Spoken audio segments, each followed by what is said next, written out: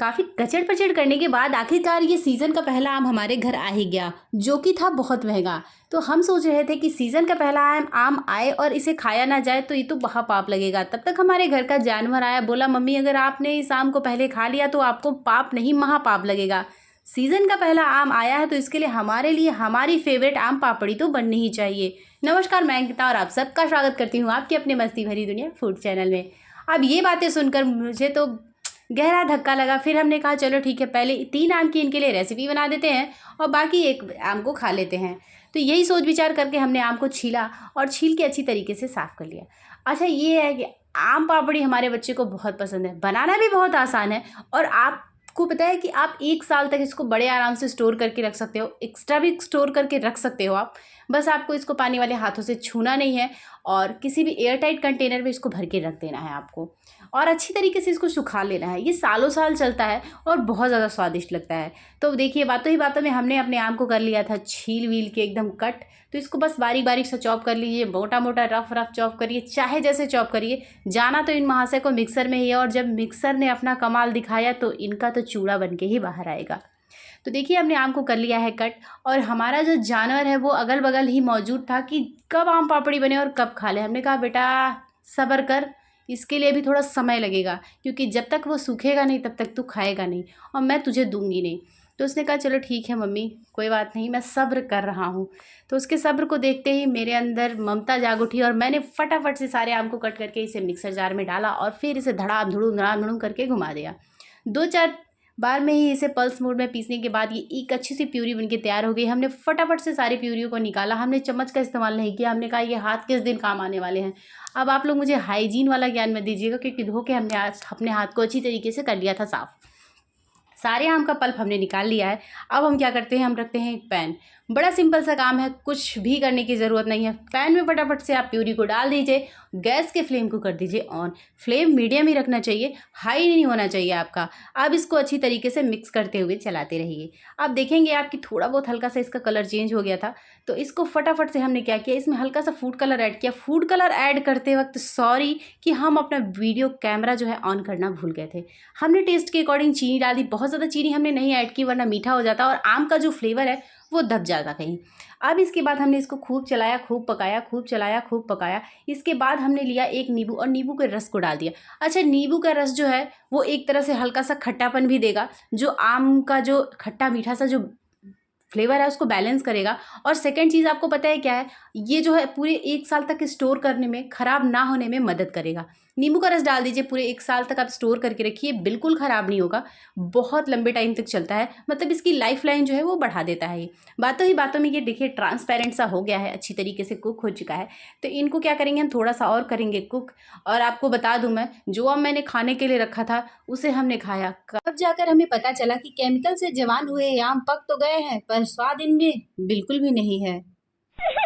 तो जब हमारा पोपट हो ही चुका था तो यहाँ हमारी आम पापड़ी भी बनके मतलब तैयार हो चुकी थी। तो अब देखिए ये इस तरीके से एकदम ट्रांसपेरेंट सा हो गया था। तो हमने लिया थाली, थाली में हमने थोड़ा सा देसी घी डाला, मतलब आप कोई सा भी तेल डाल सकते हैं सरसों का छोड़ के।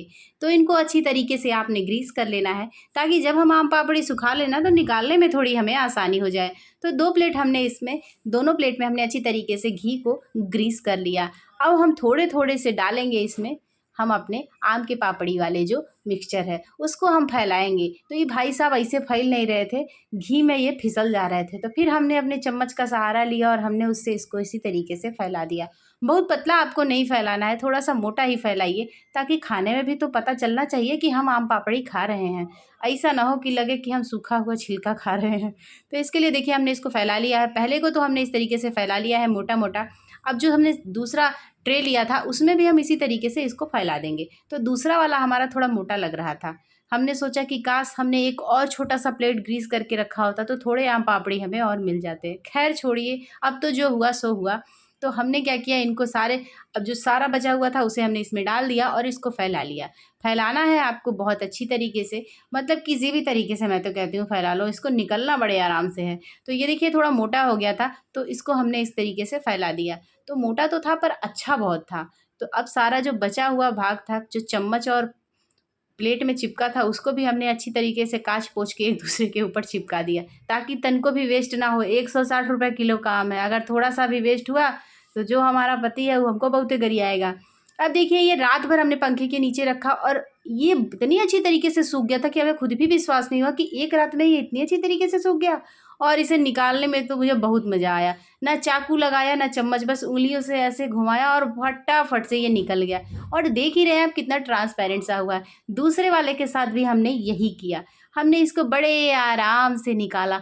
निकालने में इसको हमें इतना मज़ा आ रहा था ना कि हमने सोचा काश 2 4 10 थाली होता तो हम पहले इसे ही सारा काम छोड़ के इसे निकालने में ही भिड़ जाते। तो ये देखिए हमने इसको निकाल दिया है और ये कितना ट्रांसपेरेंट सा बन के तैयार हुआ। थालियाँ एकदम अच्छी तरीके से छोड़ दिया, आप देख सकते होंगे कहीं कुछ भी नहीं चिपका हुआ है, सब एकदम बड़े आराम से निकल गया। और इधर जो है हमारा जानवर वो एकदम उछल रहा था कि अब खाने को मिलेगा आम पापड़ी, अब खाने को मिलेगा। तो मैंने इनको कहा थोड़ा बहुत कट कर लेते हैं, तो साइड साइड के किनारों को हमने कट कर लिया इसी तरीके से पतले पतले पीसेस में। अब एक एक को निकालेंगे और इसको हमने, ये देखिए कितना पतला कितना सुंदर सा हमारा आम पापड़ी बनके तैयार हुआ है। तब हमारे पति ने कहा बड़ी स्टाइल मार रही हो, पहले के ज़माने में जैसे आम पापड़ी बनती थी जिसको हम अमावट कहते थे, अगर हिम्मत है तो वैसा बना कर दिखाओ। हमने कहा चिंता मत करिए, अभी चैलेंज मत करिए, वरना 160 रुपये किलो का आम जब आप लेकर आएंगे ना तो आपकी हालत ख़राब हो जाएगी। तो बोले ठीक है 40 रुपये होने दो फिर बना के दिखा देना। हमने कहा ठीक है। आप लोग भी अगर वो जैसे पहले के ज़माने में हमारी दादी नानी बनाया करती थी अमावट, वो वाली रेसिपी देखना चाहते हैं तो पहले वीडियो को लाइक शेयर सब्सक्राइब करके और बेल आइकन को प्रेस कर दीजिएगा, वरना जब मैं वो वीडियो डालूंगी तो आप देखोगे कैसे। तो इसके लिए पहले तो सब्सक्राइब कर लो चैनल को। और ये देखिए इसी तरीके से हमने पतले पतले रोल बना लिए और कुछ को ऐसे ही बस कट करके रख दिया। तो ये देखिए इसी तरीके से आपको इन सारे पीसेस को बना लेना है। बगल में जो छोटा छोटा हाथ दिख रहा है वो हमारे लल्ला का है, मतलब कि हमारे घर के जानवर का, जो आम पापड़ी खाने के लिए बहुत बेचैन हुए जा रहे थे। उनको तो सब्र ही नहीं हो रहा था कि वो जल्दी से जल्दी आम पापड़ी खा लें। तो ये देखिए सारी आम पापड़ी हमारी बनकर हो गई थी तैयार। और फिर कई तो उन्होंने पहले ही गपागप खा ली थी और उन्हें बहुत पसंद आया और उन्होंने कहा मम्मा इन सारे आम पापड़ियों को आप छुपा के रख दो, किसी को मत देना, वरना सारे ख़त्म हो जाएंगे तो मैं क्या खाऊंगा। ये सुनकर तो पहले मुझे बहुत हंसी आई, फिर हमने कहा कि ठीक है बेटा हम सारे आम पापड़ियों को रख देंगे। तो देखिए ये दूसरी वाली हमने इसी तरीके से बस कट करके रख दी है। आप मन चाहे इसे आप फिर से इसको भी रोल करके रख दीजिए या फिर इसी तरीके से रख दीजिए। 1 साल इसको बड़े आराम से आप स्टोर कर सकते हैं, बिल्कुल चिपक नहीं रहा है, बिल्कुल एकदम से कहीं से कोई भी मिस्टेक होने ही वाली नहीं है। ये एकदम मतलब आराम से बन जाने वाली रेसिपी है। वीडियो को लाइक शेयर